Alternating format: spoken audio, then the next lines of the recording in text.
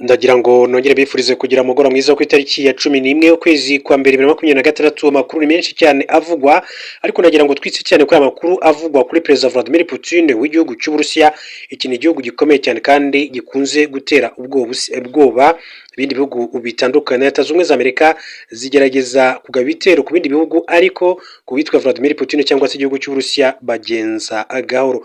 Mbibutsa ko hari intambara ikomeye cyane ikomeje guhuza Uburusiya ndetse n'igihugu cya Ukraine, ariko igihugu cy'Ubwongereza ni kimwe mu bihugu nabyo byakomeje kugenda bisohora amatangazo kandi akomeye cyane ku gihugu cy'Uburusiya. Bisa nk'intambara ya gatatu y'isi uyu munsi wa none urebye bikomeje kugenda biba. Iran irasohora amatangazo akomeye ndetse imyigaragambyo ikomeye cyane ikomeje gukora mu gihugu cya Iran. Amagambo ari guturuka i Washington DC, ni ukuvuga muri Leta Zunze Ubumwe za Amerika, kuri perezida wa Iran Ayatollah, ndetse wareba n'ibyo Ayatollah akomeza kugenda asubiza, birasa nk'ibintu bikomeje kugenda bitera ubwoba abagize isi. Ku munsi w'ejo hari imyitozo ikomeye cyane ya gisirikare, y'amato ya gisirikare yabo umuryango wa BRICS. Ayo ni imyitozo itarimo iravugwaho rumwe kugeza amagingo angaya. Wareba amatangazo asorwa na South Africa, wareba ibyo Trump avuga, ndetse masaha ya kare nahoze soma kimwe mu itangazamakuru yandikira mu gihugu cy'Ubwongereza, cyari cyagarutse ku magambo ya perezida wa Iran yitwa Ayatollah Ali Khamenei. Yavugaga ko mu bantu bakomeye bose iyo batagerageje gucisha bugufi hari igihe birangira nabi. Yavugaga rero kuri uyu mugabo witwa Donald Trump, ati ari kugaragaza gukoresha imbaraga zikomeye cyane, ariko ashobora kuba adatekereza ko hari ubwo iyi manda ye ishobora kutazamusiga amahoro. N'amagambo mu by'ukuri ari ku kinyamakuru kimwe mu itangazamakuru nka The Guardian cyandikira mu gihugu cy'Ubwongereza, yavugaga kuri perezida Donald Trump. Hanyuma rero iyi nkuru ivugwa kuri perezida Vladimir Putin, inkuru ikomeye cyane iturutse mu gihugu cy'Ubwongereza, reka nze nyigaruke. Ariko mbere yuko nyibaha, reka mbanze mbahisha make y'amakuru y'ingenzi agezweho kuri uyu mugoroba. Ariko reka nce mu gihugu cya Pakistan. Ni inkuru y'akababaro cyane iturutse mu gihugu cya Pakistan.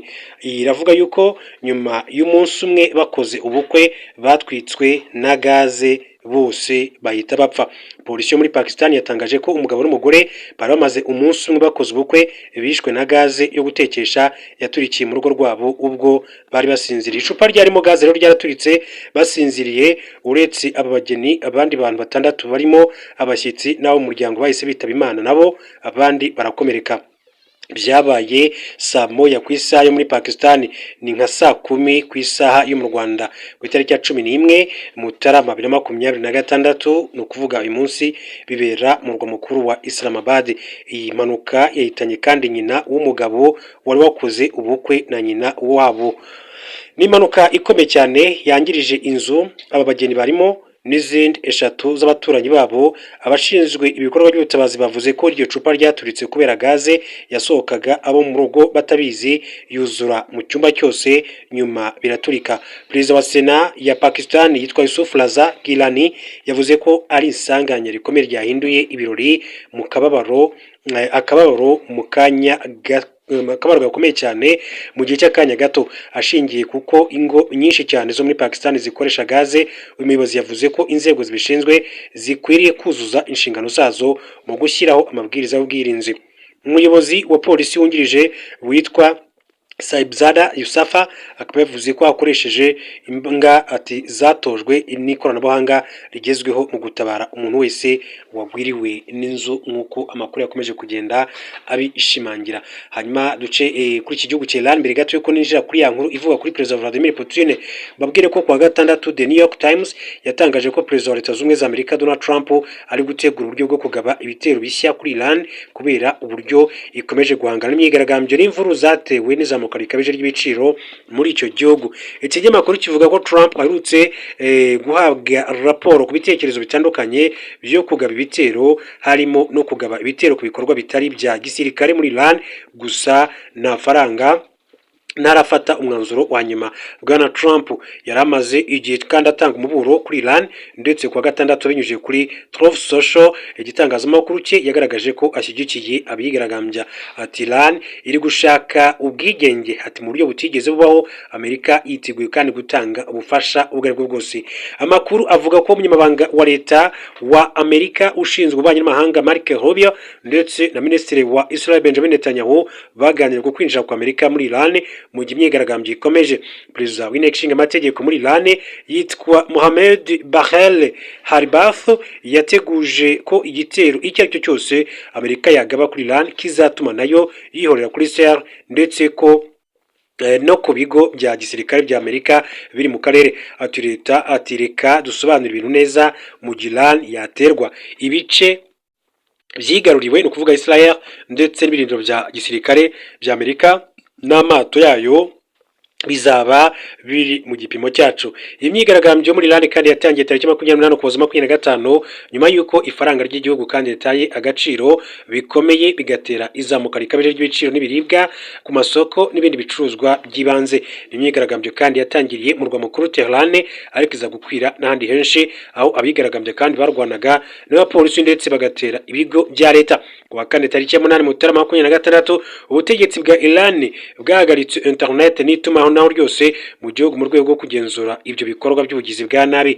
Minisitiri w'ububanyi n'amahanga wa Iran Abbas Araghchi abinyujije kuri X yashinje Leta Zunze Ubumwe za Amerika na Israel guteza iyo myigaragambyo, ariko kubera ko bikwiriye ko Iran imeze nk'ibindi bihugu, Amerika iri gukoresha uburyo bumwe bwo gushishikariza abantu runaka guteza imyigaragambyo ndetse n'imvururu. Ku wa gatandatu impirimbanyi z'uburenganzira bwa muntu zatangaje ko imyigaragambyo imaze ibyumweru bibiri ibera muri Iran yapfiriyemo abantu 65, abarenga 2300 batabwa muri yombi. Nuko amakuru atugeraho akomeza kugenda abivuga muri rusange. Hanyuma twinjiye kuri ya nkuru yacu ivugwa kuri Perezida Vladimir Putin w'igihugu cy'Uburusiya. Nk'uko amakuru akomeza kugenda abivuga, ni minisitiri wo mu gihugu cy'Ubwongereza. Uyu mu minisitiri akaba yavuze amagambo akomeye cyane kuri Perezida Vladimir Putin, yagize ati mu by'ukuri yavuze ko abonye amahirwe yashimuta Perezida Putin. Minisitiri w'ingabo w'Ubwongereza John Healey akaba yavuze ko aramutse abonye amahirwe yo kugira umuyobozi ku isi akura mu bande yashimuta Perezida w'Uburusiya Vladimir Putin. Ibyo Minisitiri Healey akaba yabivuze ubwo yasubizaga ikibazo cy'umunyamakuru wa Kiev Independent mu ruzinduko yari yagiriye muri Ukraine mu mpera z'icyumweru. Umunyamakuru yabajije Minisitiri Healey umukuru w'igihugu yashimuta ku isi bibaye ngombwa, undi ati nafata Putin nkamushyira mu kasho, ati kuko akora ibyaha by'intambara birimo no gushimuta abana muri Ukraine. Amagambo ya Minisitiri Healey aje nyuma y'icyumweru kimwe Amerika itaye muri yombi Nicolas Maduro wayoboraga Venezuela n'umugore we ibajyana muri Amerika ibashinja uruhare mu bucuruzi bw'ibiyobyabwenge. Ni igikorwa benshi kandi bagereranyije n'ubushimusi kuko Nicolas Maduro n'umugore basanzwe mu rugo rwabo i Caracas. Ni ibintu kandi bamwe bashingiyeho basaba Perezida Volodymyr Zelensky wa Ukraine gusaba Amerika gukorera Uburusiya nk'ibyo yakoreye Venezuela. Ariko abakurikirana politike bavuga ko Perezida Trump atahirahira ashaka gukora ibingibi mu gihugu cy'Uburusiya kuko yaba agiye kwiteza akaga gakomeye. Byagezeho Perezida Zelensky avuga ko Leta Zunze Ubumwe za Amerika izi icyo igomba kandi gukurikizaho, benshi babifata nk'aho ari ukuyisaba guta muri yombi Perezida Putin. Ariko Perezida Donald Trump wa Amerika ubwo yabibazwaga n'abanyamakuru yabyamaganiye kure. Mu minsi ishize Ubwongereza kandi bwigaragaje nk'umwe mu bafatabikorwa bakomeye cyane ba Ukraine mu ntambara ihanganyemo n'Uburusiya, ndetse umugaba mukuru w'ingabo z'Ubwongereza yasabye abaturage kwakira mbere y'uko icyo gihugu gishobora kandi gushyamirana n'Uburusiya. N'amakuru akomeza kugenda avuga ku ruhando mpuzamahanga, ariko kandi reka duce muri Repubulika ya Demokarasi ya Kongo mbabwire ko nyuma y'uko Minisitiri ushinzwe ubuhinzi no kwihaza mu biribwa muri Repubulika ya Demokarasi ya Kongo yitwa Muhindo Nzangi Butondo yandagaje bikomeye cyane igisirikare cy'igihugu cyabo n'ubutasi bwacyo, asobanura ko byikanga uruhande bihanganye bitewe n'ibivugirwa ku mbuga nkoranyambaga. Perezida Felix Antoine Tshisekedi na Minisitiri w'Intebe Judith Suminwa Turuka basabye ko abayobozi muri icyo gihugu bajya bigengesera mu byo bavuga. Ubwo bari mu nama y'Abaminisitiri ku wa gatanu tariki ya 8 Mutarama 2026, Minisitiri w'Intebe Judith Suminwa yongeye kwibutsa ko hari amabwiriza akakaye ya Perezida arebana n'uburyo buboneye bwa guverinoma mu gutumanaho by'umwihariko ku byo batangaza ku Karubanda. Yasabye ko bitangazwa bikwiye kandi kuba byizewe kandi biri mu mujyo w'ibyo leta ishaka. Yakomeje ashimangira ko amatangazo ya leta adakwiye gukorwa mu buryo butunguranye cyangwa se butagenzuwe neza, cyane cyane iyo bijyanye n'ibibazo by'ingenzi birebana n'igisirikare, umutekano, ubumwe bw'abaturage cyangwa se ububanyi n'amahanga.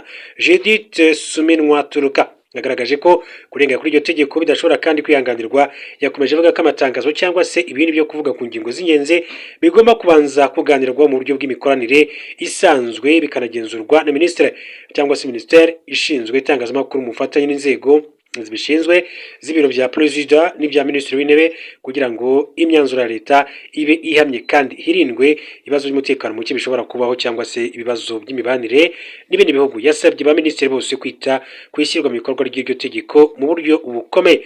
Judith Suminwa Turuka kandi yongeye kugaragaza ko Perezida Felix Tshisekedi yatanze indi gasopo ku bagize guverinoma badashobora kandi kubahiriza ubwo buryo bw'itumanaho. Biteganyijwe ko kugira ngo umuyobozi runaka azajye agaragara mu itangazamakuru ryaba irya leta cyangwa se irindi ryigenga bizajya bijyana n'inshingano basanzwe bakora kandi hagamijwe kugaragaza ishusho nziza y'igihugu. Perezida Felix Tshisekedi yongeye kandi gushyira imbaraga muri ibi nyuma y'amagambo Minisitiri Muhindo Nzangi Butondo aheruka kuvuga kuri FARDC. Mu kiganiro Minisitiri Muhindo yagiriye kuri YouTube channel ya Bosoro na Politike kuwa gatanu Mutarama kwa gatandatu yagaragaje ko mu ntambara leta ya FARDC itsindwa harimo n'isakazamakuru kuko ngo nka mbere yuko Alliance Fleuve ya Congo M23 kandi ifata umujyi wa Uvira ingabo z'igihugu cyabo zari zahunze. Yagize ati ntange urugero ku ifatwa rya Uvira, batangaje ifatwa rya Uvira ariko mama kwa gatatu yari kiri muri Uvungi bakoze tweet bose bumva ko Uvira yafashwe bava muri Uvira mu gihe kandi umwanzi yari akiri muri metero 30 nkuko amakuru yagiye abigaragaza muri rusange. Hanyuma duce mu gihugu cy'u Burundi turi amakuru avugwa muri iki gihugu cy'u Burundi gere majyepfo y'u Rwanda. Mbabwire ko Loni ni ishami ry'umuryango w'abibumbye ryita ku mpunzi UNHCR ryemeje ko impunzi zirenga 50 zikomoka muri Repubulika ya Demokarasi ya Kongo zimaze gupfira mu Burundi. Loni yatangaje ko abaguye mu Burundi ari 53 bishwe na kolera, 6 bishwa no kubura amaraso n'izindi ndwara zishingiye ku mirire mibi. Impunzi zirenga 100 zahungiye mu Burundi kuva imirwano y'ingabo za leta n'iro rya FC23 yatangira by'umwihariko mu bice byo mu kibaya cya Rusizi mu ntara ya Kivu y'Amajyepfo birimo Ruvungi, Sange, Ruberizi, Rubarika, Kiba n'abandi bava mu mujyi wa Uvira hatabaye imirwano. N'imirwano yabaye mu koza 25 yasize kandi umujyi wa Uvira wigaruriwe na AFC23 yaje kuvamo ibisabwe na leta zunze ubumwe za Amerika ku itariki ya 18 koza 25. Leta y'u Burundi kandi ihamya ko umubare w'impunzi z'abanyekongo warenze cyane ubushobozi bw'inkambi zicumbikiwemo zo hafi y'umupaka. Kubona ibyo kuzigaburira ni ikibazo kandi inyinshi zibasirwa n'indwara ya kolera iterwa n'umwanda. Nubwo Loni yemeje ko abamaze kandi gupfa ari 53, hari andi makuru yatangajwe n'umuryango CPCC uharanira amahoro n'umubano mwiza w'abaturage watangaje ko impunzi zigera ku 150 z'abanyekongo bazapfire mu nkambi zo mu Burundi mu byumweru 2 bishize biturutse ahanini ku kubura ibiribwa n'ubuvuzi. Tariki ya 5 Mutarama kwa gatatu kandi umuyobozi w'umuryango Ahadi Byamaso yatangarije Radio Okapi ko hari impunzi zagabweho ibitero n'abagizi ba nabi ubwo zari mu nkambi zo mu Burundi zihasiga ubuzima.